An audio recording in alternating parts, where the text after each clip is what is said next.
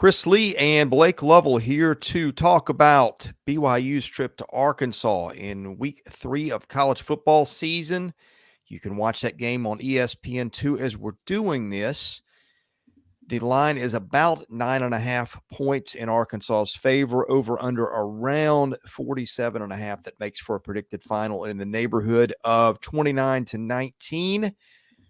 Let's check some other computers. Actually, that's not a computer. That was a human line. Some computers that I like. FPI with the home field advantage for Arkansas has the Razorbacks by 12. SP Plus, same thing with by 11.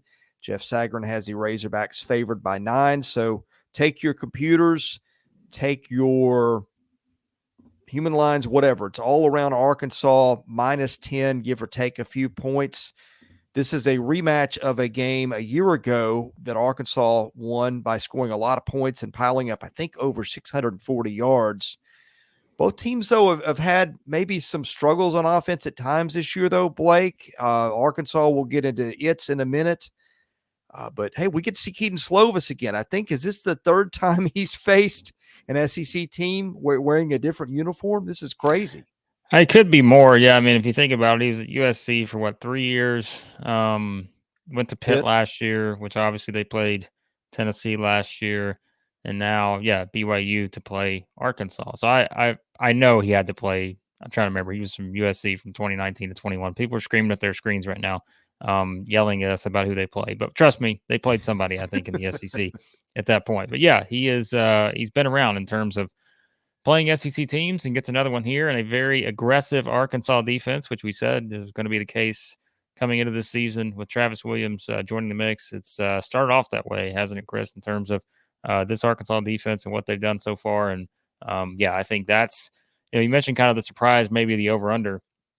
I think that's why. I think it's the Arkansas defense is really part of it, but also I think, of course, the Rocket Sanders injury and that kind of stuff plays into it. So can BYU, scoring up points against this Arkansas defense? I think that's where the line is falling in terms of this over-under going down to maybe below 48 at this point.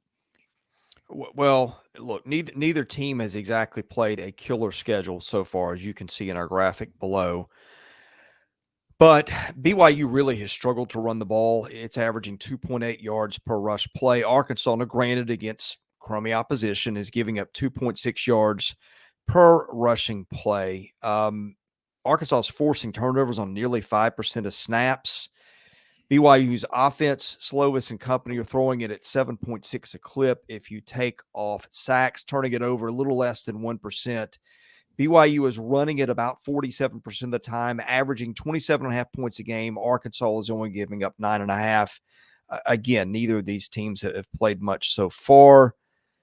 Arkansas has just got to continue to get better on defense, and BYU is going to historically a pretty offensive-oriented program. I guess a good way to say it, this is not up to the standard that we're used to when we watch BYU offenses, at least so far. Look, this game is hard because, again, not take anything away from the opponents, right? But I just don't know how much we've learned about these two teams outside of, like I said, maybe some of the obvious stuff you expected coming in the season through a couple games. And, for example, it's Slovis has put up 7 touchdowns this year, Chris, thus far in 2 games. Well, 4 of them are passing touchdowns. 3 of them are 6 carries for 8 yards and 3 touchdowns in terms of, that's quarterback sneak material there, I think, in terms and of I think the first 3 of his career. Yeah. So, again, just think about that, right? It's just sort of, those kind of scenarios. And so, and I'm sure a couple of them in there probably longer than that, but we should take some of the negative yardage away and everything. So, I think this is, again, one of those games where if you're expecting it to be 52-35 again, I just think that's a hard thing to expect just based on the fact that we talked about it. The Arkansas defense, to me, has definitely been the most, positive thing that you could look at with this team thus far. Just because, again, you see what they're doing in terms of getting the sacks and getting the pressure, but it's also the takeaways, the interceptions and everything they're doing. They forced a fumble. That's what you wanted to see, I think, again. And that's why you hired Travis Williams, right? It was for that reason. You knew this team was going to be very aggressive based on what he did at UCF, and you're seeing that through a couple games. Now, the competition takes a step up in terms of playing a BYU team that, like we said, does have a quarterback who has been around the block, and he's thrown for a lot of yards in his career. He's played against a lot of good teams. And so I'm very curious just to see if Arkansas can keep that same sort of mindset and that same aggressiveness, which I fully believe they can, going into this game, because that is the key here in terms of seeing exactly if you're going to stop BYU, Chris. I think you agree. You just really have to stop the passing game, right? Like you have to be able to stop what they can do through the air. And if you can do that, you're in good shape. And I think Arkansas, as we've seen, very talented. And in terms of getting the pressure on the quarterback with the sacks, forcing those mistakes, if they do that here, once again, I think that's why you could expect a low number perhaps from BYU if Arkansas can pull all that off, because it's just hard to see BYU finding enough points elsewhere if they're not able to move the ball consistently against what is again, very talented and aggressive Arkansas defense. Yeah, now here's a couple of interesting things I spotted in the matchup. Arkansas has had 9 sacks so far with its defense. BYU has not given up any so far, and it's throwing the ball 53% of the time. So can BYU neutralize some of what Arkansas likes to do? And by the way, this isn't a new thing. Arkansas got after the passer frequently a year ago. Some other things to watch. I think Chris Paul, who's a very active part of Arkansas's defense, could end up leading them in tackles if he's healthy the whole year, is going to be back, I think, or getting healthier, maybe is a good way to put it. And we're doing this on Tuesday morning, so if it changes, don't kill us for this, please. Dwight McGlothern, their corner, who's been a big part of what they do, I think is coming back. And for BYU, Cody Epps, who's had a hamstring injury, and I don't think he's played this year. He caught 39 balls for 459 yards and 6 scores a year ago. So if he's back, that'll help an offense that probably hasn't been quite as good as expected so far. But Blake, let's look at the other side of the matchup. Arkansas is averaging 42 points a game. It is running at 62% of the time, despite the fact it's only getting 3.9 yards per rushing play. BYU's defense is giving up 8 points a game so far, 2.7 yards per rushing play. BYU is giving up 5.9 yards per passing play. Arkansas averaging 7.9. Look, a lot of attention has been given to the offensive line for Arkansas. That is where its identity has been built. You hear Sam Pittman get kind of frustrated. They've got a couple of parts that are pretty much in place, and they're rotating a lot of other guys. So this, to me, we love KJ Jefferson. We trust him to do a lot. This offense is not the same with Rocket Sanders out with a knee injury, which appears to be the case again for BYU. This offense has got some questions, and it looks a lot different than the Arkansas team that scored 52 points and had 644 yards in this matchup a year ago.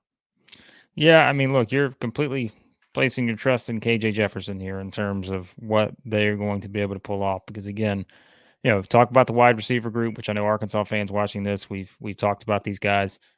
Blaine's talked about them in other videos. We've talked about them in live streams, and just understanding the options. Yeah, I mean, in the end, they've got options there, and we always said it's good. It's not just one guy, but they've got multiple options that can make plays, and we've seen that already this season. So I think that is something that definitely stands out, and that's why, again, this Arkansas team is still going to be tough to defend, even without Sanders, back there. And we know it's not just about the arm with KJ Jefferson; it's about the legs too, and the things he can do there. And so yeah, I mean, that's nothing's really changed, I think, with Jefferson. I think he's still the dynamic player, and he's still going to be hard, I think, for the opposition to contain, just because of the multiple ways that he can beat you. And really just seeing these wide receivers step up and have some big games thus far, even if, like we said, sure, game 2 left a lot to be desired in terms of the overall performance for Arkansas against Kent State. There's no questioning that. But I still think you can look at this and what I think BYU's new defensive coordinator, a group that I think last year, I think one of the things we talked about maybe going into the game, and as you saw it play out, struggled to get kind of that consistent pass rush that they needed on defense last year. And look, I mean, like we said, they gave up points, right?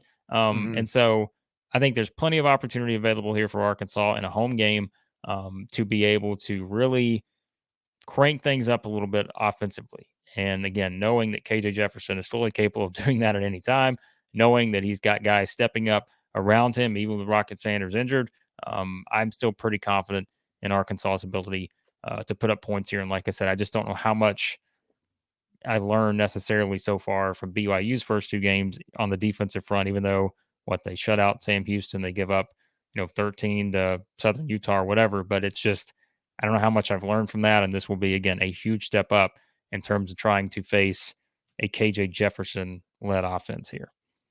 By the way, a couple of guys to watch for BYU on defense. Ben Bywater, their linebackers, their leading tackler, 16 stops, and defensive back Jacob Robinson has 2 picks. Arkansas, I believe, has not turned the ball over on offense yet. Yeah, that's correct. By BYU forcing turnovers on 4.3% of the snaps, which is really good. So that's another wild card. Blake, look, I think Arkansas is going to win this game. God help you if you know how this is going to unfold, because I don't have a clue.